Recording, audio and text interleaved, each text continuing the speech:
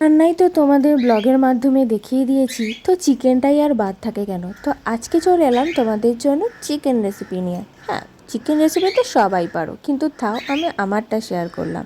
তো এখানে তেল গরম করে গোটা গরম মশলা, তেজপাতা, পেঁয়াজ, টমেটো সব কিছু কিছু ভাজা ভাজা করে নিয়েছি। আর পেঁয়াজটাও লাল লাল হয়ে গেছে। তাই তার মধ্যে ম্যারিনেট করে রাখা চিকেনটা ম্যারিনেট করেছিলাম আদা রসুন গোটা জিরে পেস্ট করে, সেটাকে আমি 1 ঘন্টা ম্যারিনেট করে রেখেছিলাম। আর তারপর এটা আমি দিয়ে দিয়েছি এবং ঢেকে ঢেকে চিকেনটাকে কষিয়েও ফেলেছি।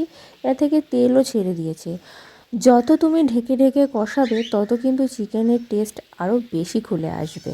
তো তাই দেখো হয়ে গেছে বলে এর মধ্যে আমি ভেজে রাখা আলুগুলো কিন্তু দিয়ে দেবো।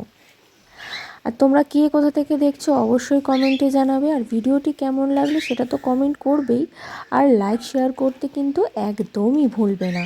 তো আলু দিয়ে দিয়েছি, এবার কষিয়ে নিচ্ছি ভালো করে, আর একটু ভাজা ভাজা করে নিচ্ছি।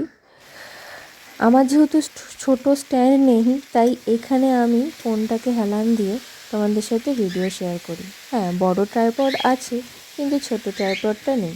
তো যাই হোক, এই গল্প করতে করতে তোমাদের সাথে ভালো করে কষিয়েও নিলাম।